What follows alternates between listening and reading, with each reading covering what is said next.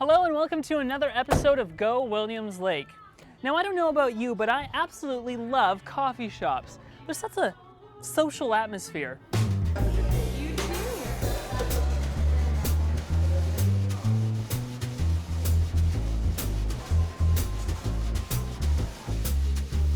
Okay, so maybe not today. Perhaps they haven't had their coffee yet. Even still, it's a great place to get some work done. Hi, what can we get for you? Can I get a bigger white chocolate mocha iced with an extra flavor shot, but I only want half an extra flavor shot, whole milk and extra whipped cream, please. Oh wait, and can I get a grilled cheese sandwich and tomato soup as well? Yeah, of course. It's Cops for Cancer season, and that means police officers will be riding across BC's great highways. In fact, 2 officers from our town are riding the Tour de North right about now. We caught up with them during their unique fundraiser they held last week. Okay, we are releasing another prisoner. These people have been put in jail. Not because they've committed a crime, but because they're helping to raise some money for the Jail and Bail fundraiser. Okay, what happens is you can sort of nominate or select somebody from your business, your friend, somebody in the community to say, I think this person is a person that could raise some money. And what they do is the police officers come and capture them, bring them to jail. They're up on charges. Usually they're fictitious, they're phony, they're fun. They're brought here into this little community jail that we have, and they then phone their friends, loved ones, support people, and they make donations.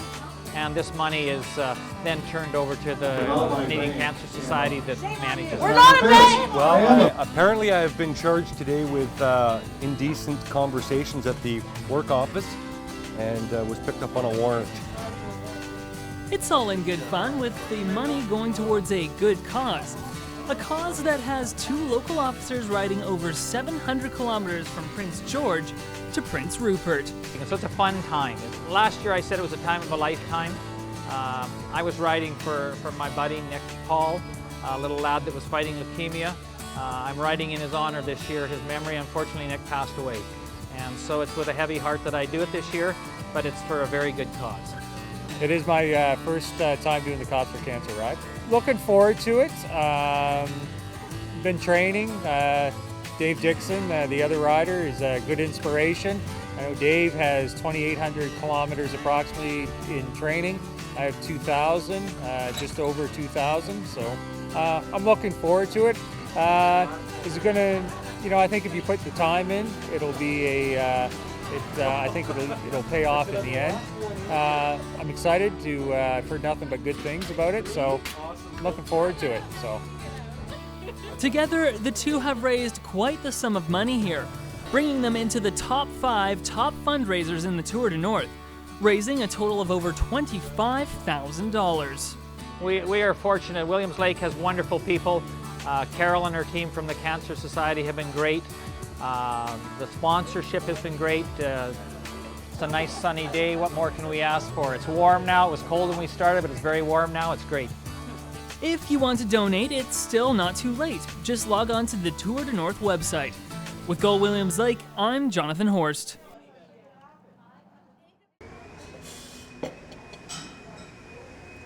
Hey, look at me. I'm an aspiring writer in a coffee shop starting a novel. Okay, so I'm actually on Facebook. Now, I don't know if you know this, but I'm new to town, and moving away from home has been hard with many challenges, chief of which is making new friends. It's not easy. Now, there is a group in town perfect for helping out with just that. Great, right? Well, the problem is I'm not allowed to join.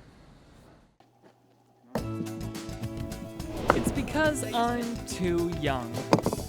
See, the group in question is called the Williams Lake Over 40 Activity Group, and they have a lot of fun. It's the brainchild of Heather Elias, who was part of the similar group before she moved up here to Williams Lake. Well, when I was on the coast, I joined a group and made a whole bunch of friends down there and got involved with a whole bunch of different activities. I thought, come up here, what the heck, why not? I want to meet new people. I like to get out and do stuff. The group has been around for almost 2 years now. It's been a slow start, but now more and more more people are trickling in. New people like Daryl Hiscock. Well, just that I'm lonely all the time and get tired of being home, and so I looked around for some group to be joined in and meet somebody new and have some fun and maybe meet a new girl. So. There are many different activities that the group does, and they're always open to new ideas. Oh, you name it. As you see, we get mini golf today. We often go out for dinners. The go-karts. And What else have we done? We've gone to people's places for potlucks. movies and We went to the Garlic Festival. Oh, no, we've done lots of things. It's basically whatever you want to do, let's go do it. the go-karts. That was the most fun. My favorite probably thing, we actually haven't done, I think we've only done it once so far, but it's just been a small group, is go to someone else and just play some board games. What do you love about that? I don't know, just the socialization of it. Crucially, the group is inviting and supportive of anyone from any background who comes in.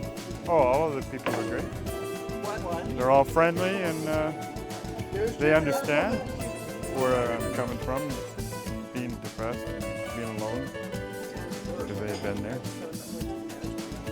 I'm trying to get out of a hole that I've been in, and this is bringing me out of it. It's a wonderful example of community. The laughter, the conversation, the camaraderie. It's just a group that we go out and have fun. We get out. It's better than staying home and feeling sorry for ourselves. It's a way to just get out, get outside, go meet new people. If you are interested in joining the group, contact Heather at the email below. With Go Williams Lake, I'm Jonathan Horst. The rest of her sisters are going out by. Coming up after the break, we meet two dads who have found some really neat ways to interact with their children.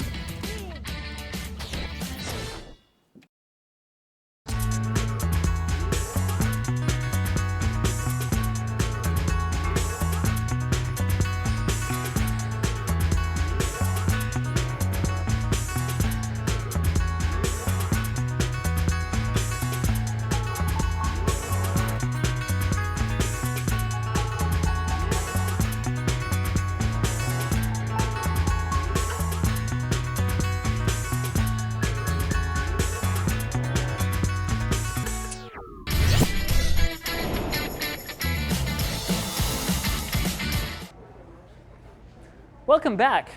Now we all know that stereotypical nuclear family, mom, dad, 2.5 kids, mom stays at home, dad goes to work, blah, blah, blah. Well, even though things have changed over time, dads can still find themselves being quite busy and struggling to keep connected with their kids. Well, in this edition of Parenting 101, we meet two dads who, despite their life circumstances, managed to find some neat ways to keep attached. Hi, Dad. Hi, Winnie. How are you? Scott McLaughlin's daughters, Winter and Miria, have taught him a great deal, chief of which is the importance of spending time with them.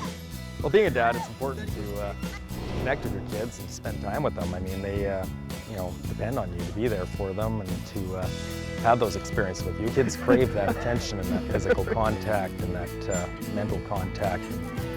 They want your attention. They want to learn. He learned this lesson through his old Dodge Dakota, not exactly the most beautiful truck on the road. When Winter was 1.5 years old, I upgraded to a brand new Corolla, and she always wanted to go in the truck, regardless of where we went, and I couldn't figure out why. She seemed attached to that vehicle. And it wasn't until she actually began talking at age 3 that I discovered why. But she wanted to get into the truck, which was old and ugly, because it was a single cab, and the car seat had to go right next to Dad. So she got that intimacy that she desired. Now McLaughlin spends his time fixing up the truck after hunting trips, and it's become a great way for his girls to spend time with him. Bill Bristow's situation was much different. Serving for almost 26 years in the Navy, he was often out on deployment for 7 to 8 months at a time. Unfortunately, this was while his kids were growing up. But fortunately, he had a great idea to help stay connected, and it was by sending videotapes to each other. When they're very young like that, you want to see them grow up. You don't want to, miss all those milestones in their lives. Like when they first walk, when they first, talk, if you're not there for it. Having the videos was almost, like you can't be there, you can't see them. At least you could see each other through the videos. And it was, fun thinking of, what to send the kids. It definitely was a unique idea, and it stood out on board the ship. Like in the one video there that Brenda sent me of the kids painting the sign for my welcome home. I watched that in a mess with my messmates, and there was a couple eyes that weren't too dry. Not only is being connected with your kids good for them, but it's also a lot of fun. When I'd go to sea, when I'd leave, at nights I would walk out, I'd go out on the flight deck and blow food kisses back to them and look up at Orion, because I could see Orion from wherever I was. And at the same time, for their bedtime routine, Brenda would take them out, out to the back, back porch, and they would look at Orion too, and they would blow food kisses back to me. And having those kind of routines kind of kept us connected. My favorite thing about fatherhood, believe it or not, is it's one of those Lion King moments. Just laying out under the stars at night on the lawn and looking up at them and pointing out the constellations and the planets. Girls asking what's going on up there. And you just lose yourself in a moment like that. The different things that dads do to connect with their families are amazing. From home movies sent in the mail to a rusty old pickup that doesn't start. It's about making those connections, and it doesn't matter how. For Shaw TV, I'm Trish Morey. Thanks for watching this week's edition of Go Williams Lake. I hope you enjoyed it. Now, unfortunately, I didn't really get much work done. Now again, if you have any questions, comments, or story ideas, you can always send me an email. And as for a witty sign-off, don't be distracted. It's horrible.